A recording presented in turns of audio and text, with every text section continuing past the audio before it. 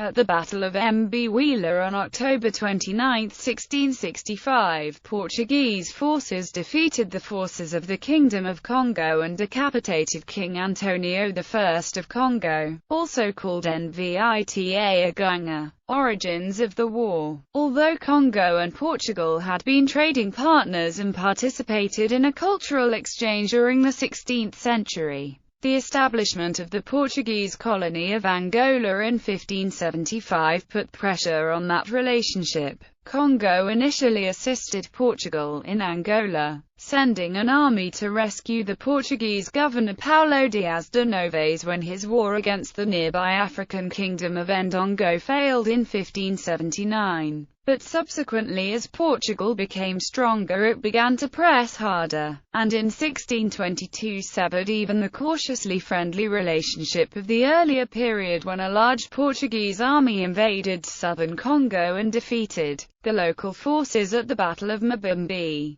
Pedro II, King of Congo at the time, responded by personally leading a force at the Battle of Mbamba, crushing the invasion. He then wrote to the Dutch Estates General, proposing an alliance with the Dutch to drive the Portuguese out of Angola altogether. This alliance did not finally come to fruition until 1641, when Dutch forces took Luanda and were joined by an army from Congo, forcing the Portuguese to withdraw into the interior. However, they were not able to finish the Portuguese, and as a result the Portuguese eventually forced the Dutch out in 1648. In the years following the Dutch withdrawal, Angolan governors sought to obtain revenge against Congo and to support the slave trade with a highly aggressive policy. Included in this policy were attacks on the zone of small, semi-independent states called Dembos that separated Angola from Congo. Both Congo and Angola claimed authority over the Dembos.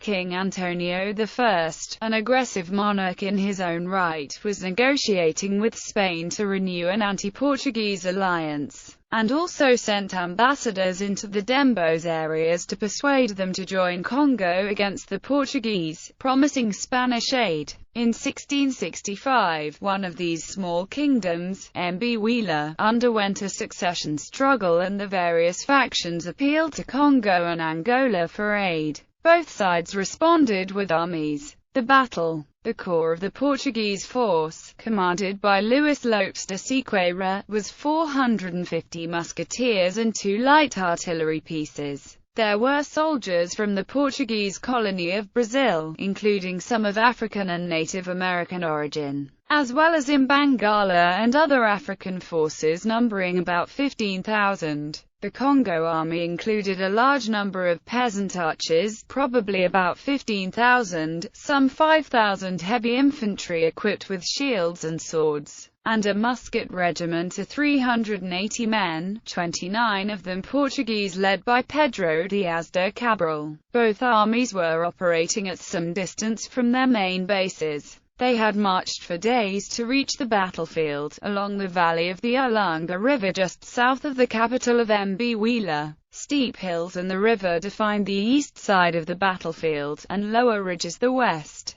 The Portuguese forces took up positions between the two, with their African forces deployed on the flanks and the musketeers forming a diamond-shaped formation in the center, anchored by their artillery. The Mbangala forces were held in reserve. Antonio's army advanced into the Portuguese formation with a vanguard, followed by 3 divisions of his heavy infantry and the archers on the flanks. The Duke of Bengo commanded the reserve. In the initial stages of the battle, the Congolese archers swept most of the African archers of the Portuguese forces from the field and then launched attacks against the Portuguese musketeers, supported by their own heavy infantry and musketeers. In spite of heavy fighting, the Congolese were unable to break the Portuguese formation and Antonio was killed in the final attempt. Most of the Congo forces broke following the king's death. The survivors were only able to withdraw thanks to skillful rearguard action by the Duke of Bengo and the reserves.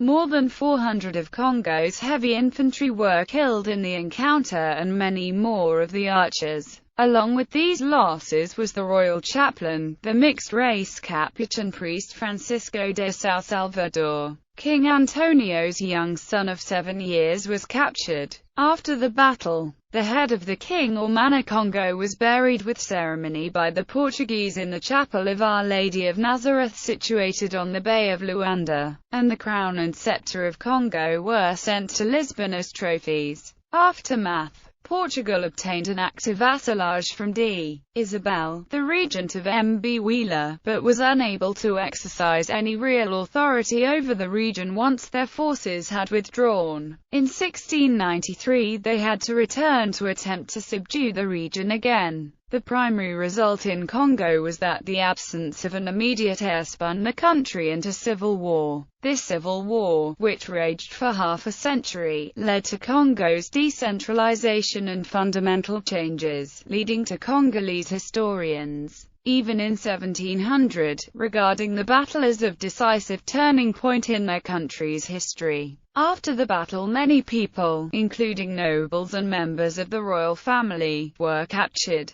Some of these were enslaved and crossed the sea to the Portuguese colony of Brazil and maybe other places in the Americas. It is unknown what happened to most of them, but at some point in 1630, the sons of Princess Aquiltune, Gangazumba, his brother Gangazona, and their sister Sabina appeared enslaved in an engindho in the captaincy of Pernambuco in northeast Brazil. They led a rebellion at the engindho, escaped, and later formed their own kingdom of Quilombo dos Palmares, a Maroon nation which controlled large areas of northeast Brazil during the Dutch-Portuguese War. Sabina bore a son Zumbi who, after being captured, was raised in a church and then escaped. Zumbi succeeded his uncle and became the king of Palmares and leader of the rebellion until being killed in 1695 by the Bandeirantes, after which the kingdom was destroyed. His son Camuyanga succeeded him in leadership of the rebellion, but after this it is unknown what happened to them or their lineage.